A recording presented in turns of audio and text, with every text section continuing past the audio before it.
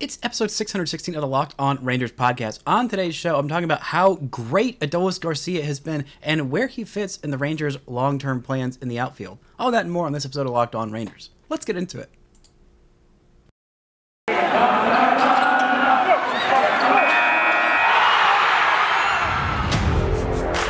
You are Locked On Rangers, your daily Texas Rangers podcast. Part of the Locked On Podcast Network, your team every day.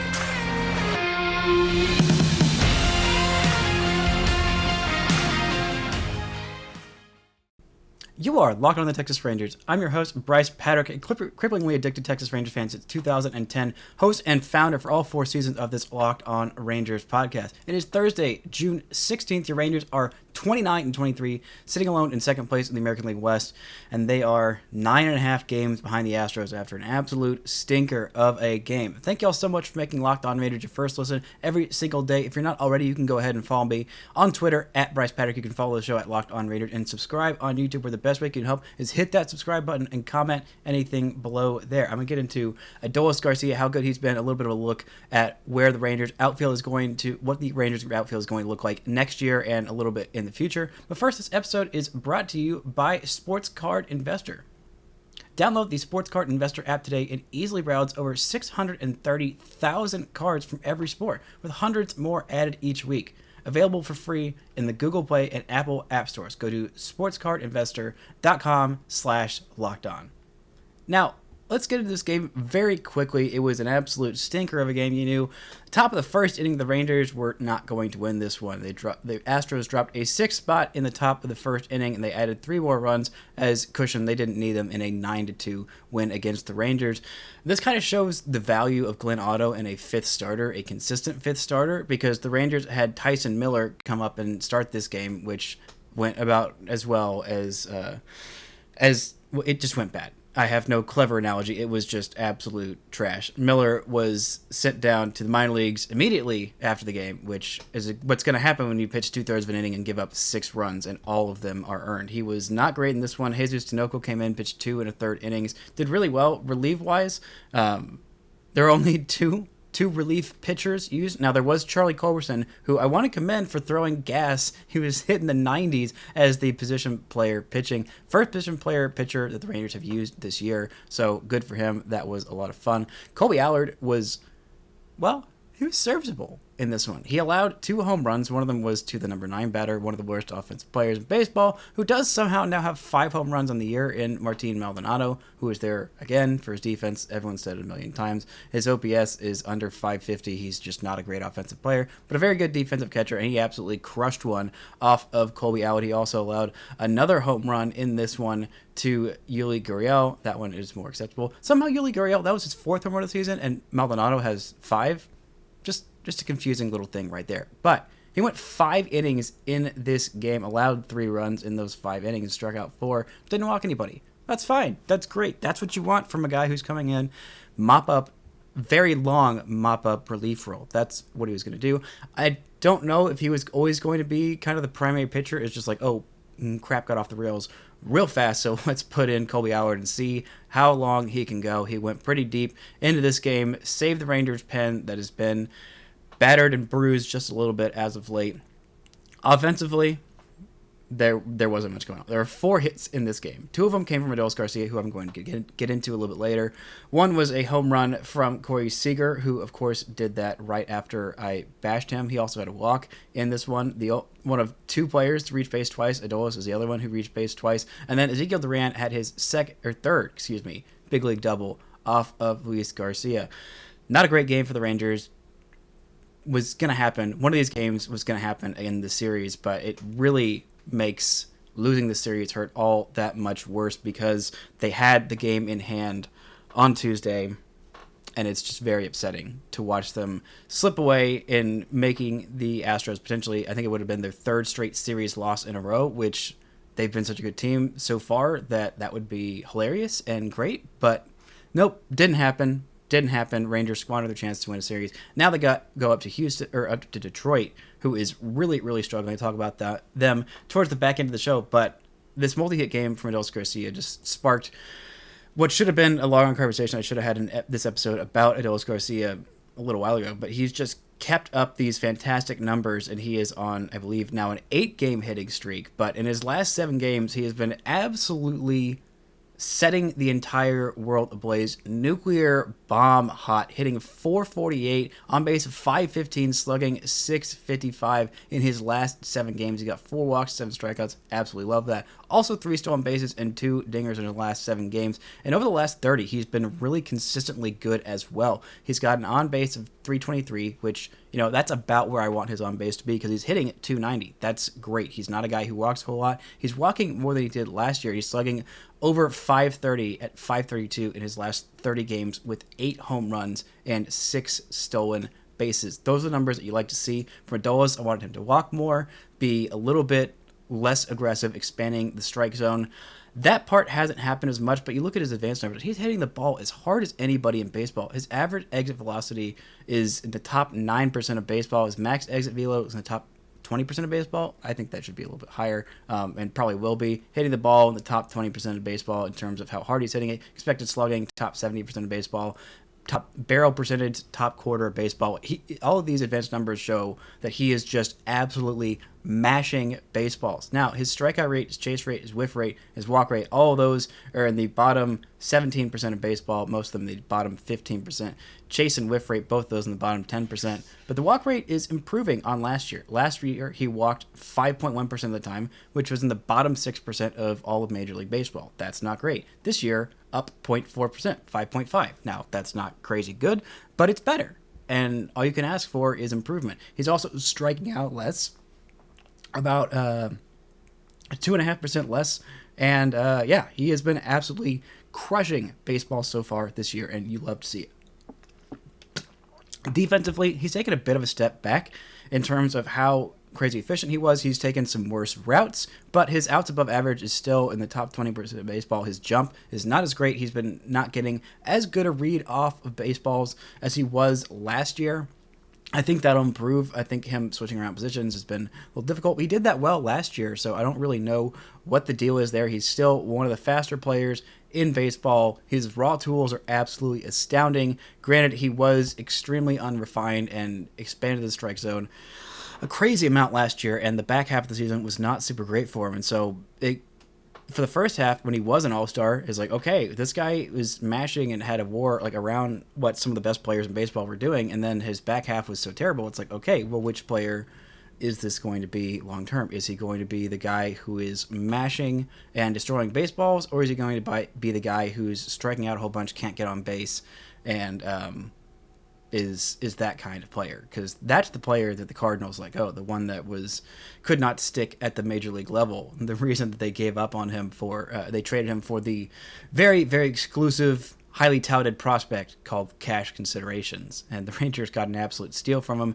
Even if he flames out and goes 0 for his next 100, never plays major league at bat, that is still an absolute highway robbery of a trade by the Texas Rangers. Now, coming up, I'm going to look into a little bit of where he's going to fit into these Rangers' long-term plans and what the outfield might look like next year and going into the future. But first, this episode is brought to you by Sports Card Investor. Whether you're a casual card collector looking to get excited about alternative investment opportunities, the free Sports Card Investor app has something for you.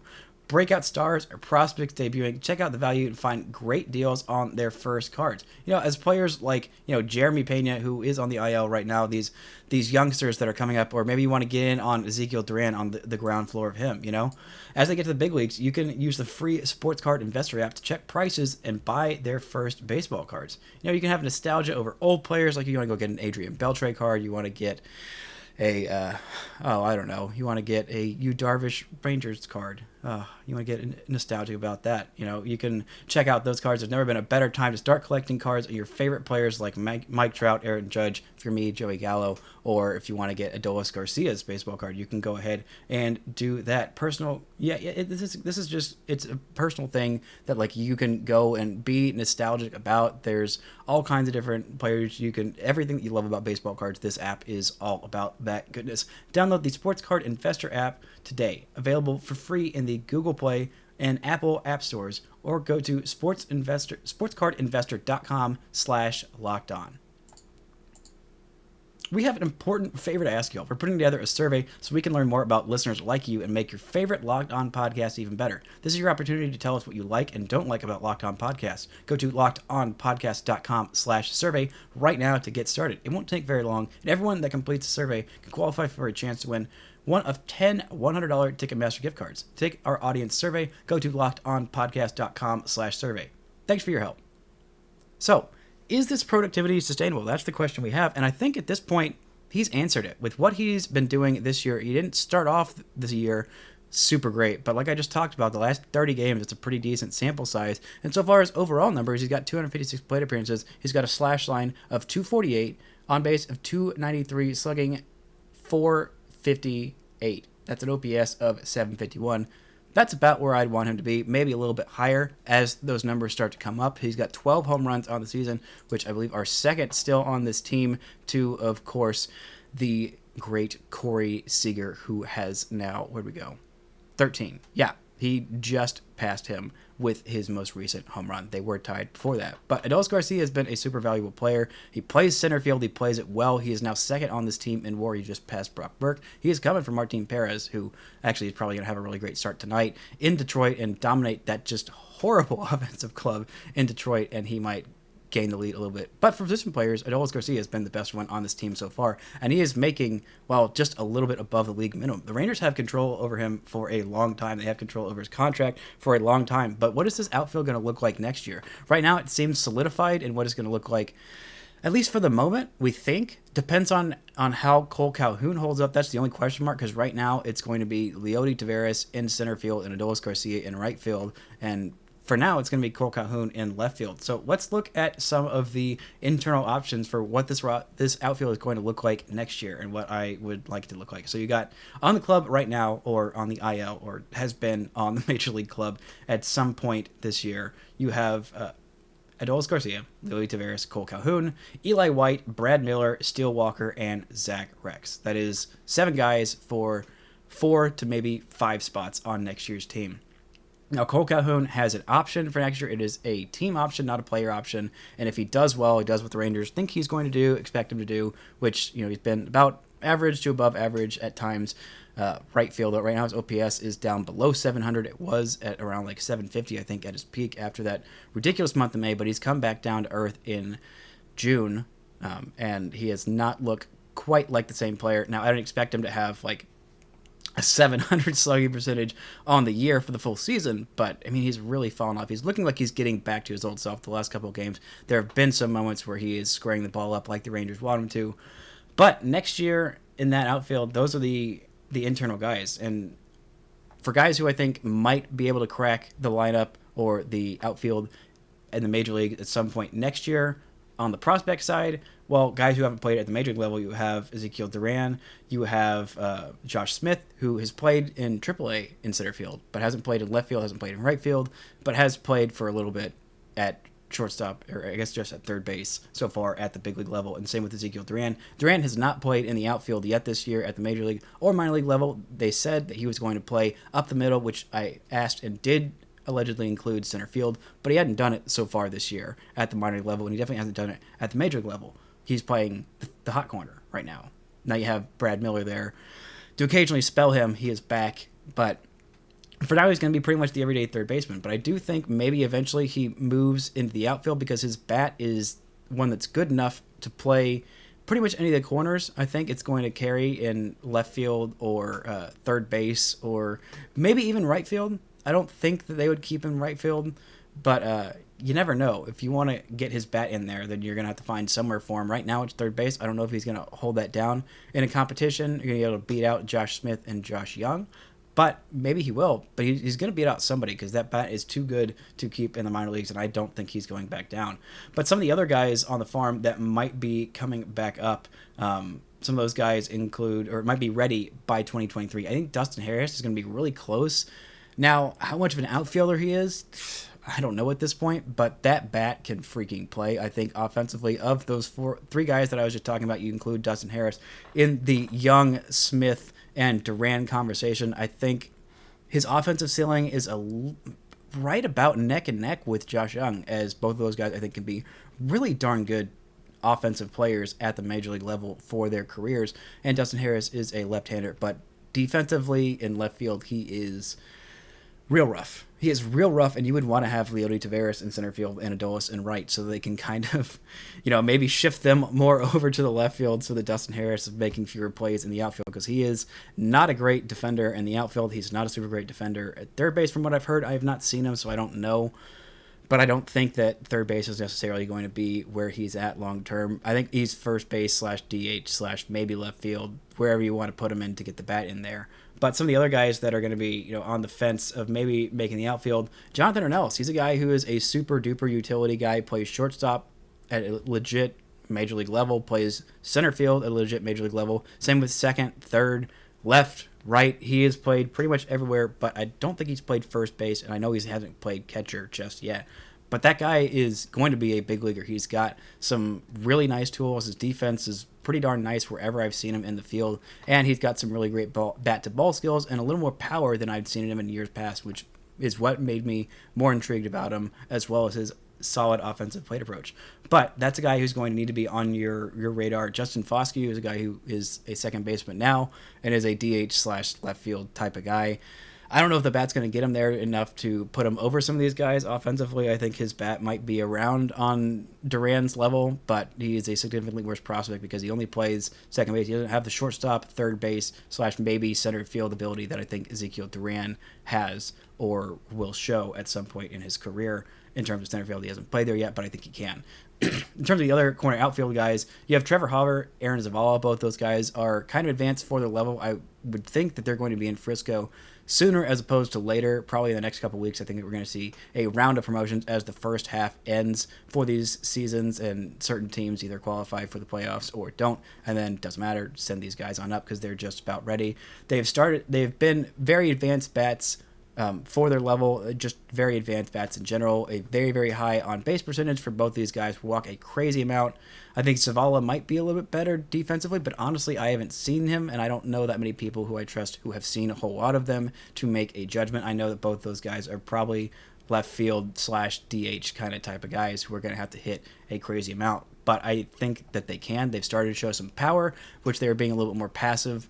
And now coming up, I think they're going to be in Double-A pretty soon, which means sometime in 2023, I think they could make their Major League debuts. If not, try and break camp with the Rangers out of spring training in 2023. I don't know that either of them will do it, but they're guys to have on your radar. Also, Evan Carter, who started off the season very, very hot. He is a 19-year-old in high A, but he's been struggling for the last month and a half or so. He plays a legit center field. He is a teenager in high A, and he could have, if he kept up that hot streak, been in Double-A as a teen, which would be absolutely incredible for a guy who didn't play the year that he was drafted because there was no minor league season. But he's fallen back down to earth a little bit, which, is fine. He's healthy, which is great. He had a back issue that made him miss most of last year. That was a little bit concerning.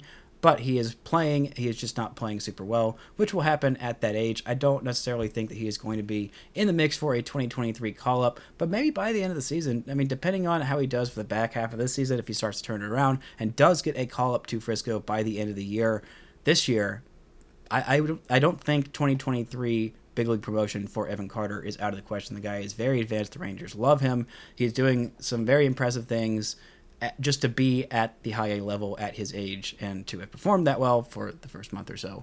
And if he gets it back on track, his numbers aren't, overall, his numbers are still pretty decent at Hickory. He's still got an OPS over 750 at 756 right now. He's still got pretty decent walk numbers, 13 walks in 188 plate appearances. Could be a little bit more. Still only has the 4 home runs. Hasn't had a home run in quite a while. Would like to see him have a little bit more of that. But still, solid performance from this guy. We'd like to see him slugging over 400. He started to add that to his game the first part of the season when he was off to a hot start. He is young, so he's still adding that muscle to his frame, still trying to bulk up and figure out how much power potential he's going to grow into. He's got the frame for it. He is a kind of tall kid, and I do think he has the highest ceiling of anybody in this Rangers farm system position player-wise. He is still so young, and he is doing it at such a high level. He is 6'4" and 190 pounds. So again, you would think that he could add a little bit more to his power potential. Again, he is still a teen facing guys where he is 3.6 years younger than the average player at his level. Last year in Down East at the low A level, he was 3.3 years younger than his average, the average player in that league. So he is really doing some advanced stuff. Coming up, I'm getting into a little bit more of the external options, some of the potential free agent that the Rangers could get, and what this offense or what this outfield should look like next year and possibly for years to come. But first, this episode is brought to you by LinkedIn. As the sun comes out and businesses are back in business, LinkedIn Jobs makes it easier to grow your team. LinkedIn Jobs helps you find the people you want to interview faster and for free. To create a job post in minutes on LinkedIn Jobs to reach your network and beyond. To the world's largest professional network of over 810 million people. They've got simple tools like screening questions to make it easy to focus on candidates with just the right skills and experience so you can quickly prioritize who you'd like to interview and hire. It's why small businesses rate LinkedIn Jobs number one in delivering quality hires versus leading competitors. LinkedIn Jobs helps you find the candidates you want to talk to faster and for free. So, post your job for free at linkedin.com/lockedonmlb. That's linkedin.com/lockedonmlb. Post your job for free. Terms and conditions apply.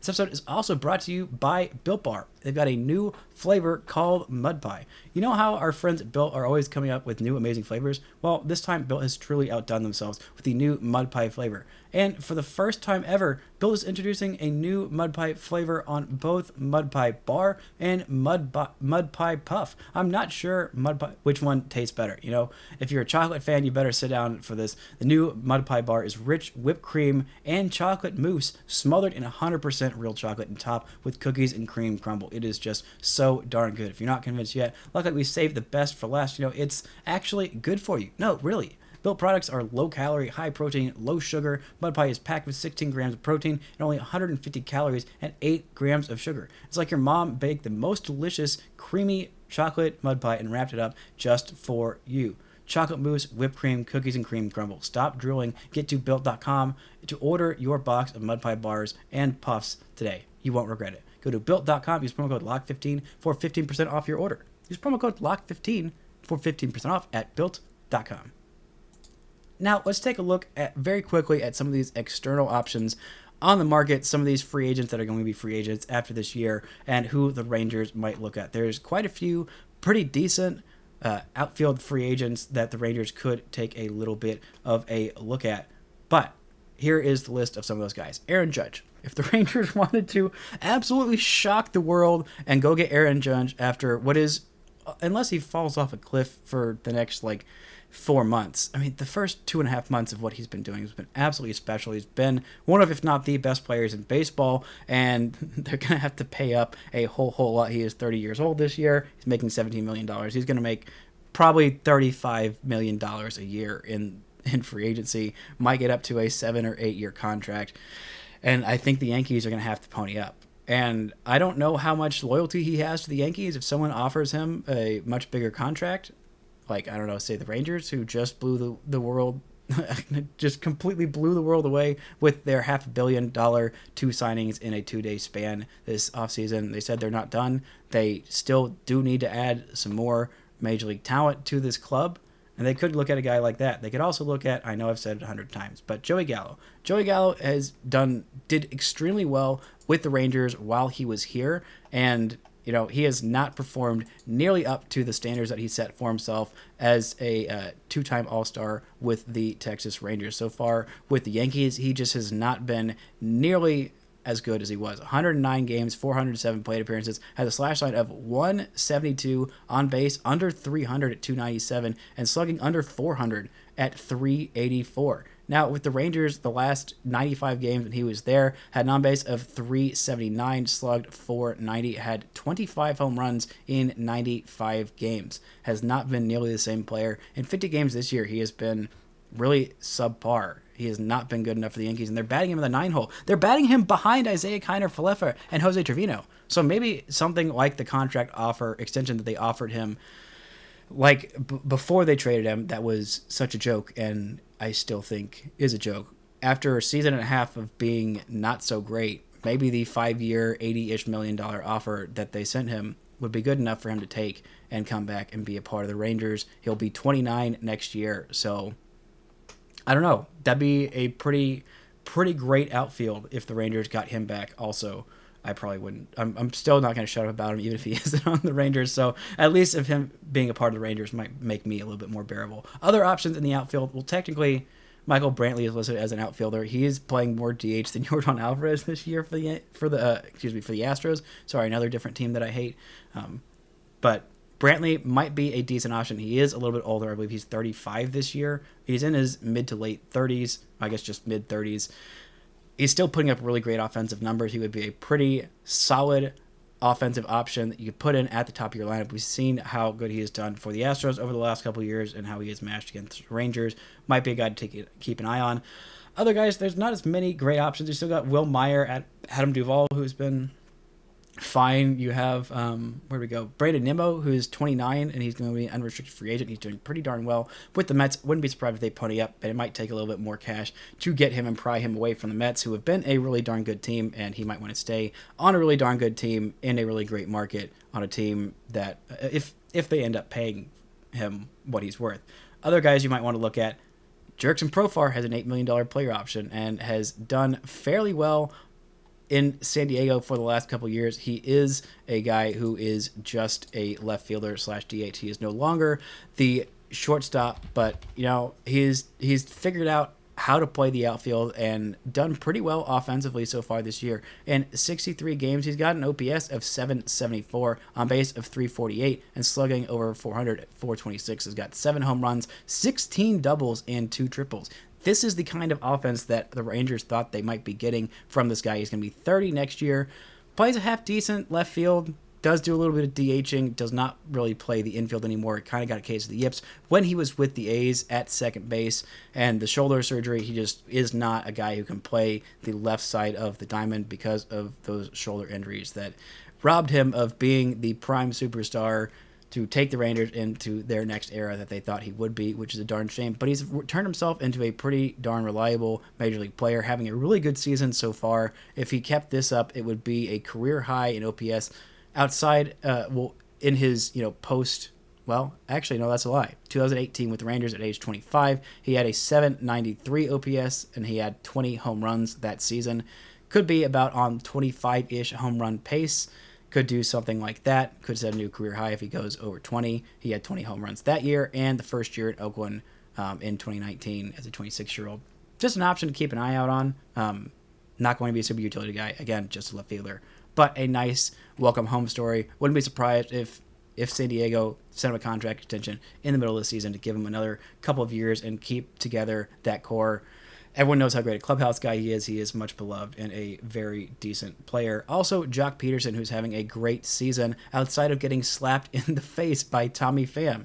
He is doing very, very well, and he was on my first All-Star ballot. Had an OPS, I believe, over 850. Doing really well with the Giants.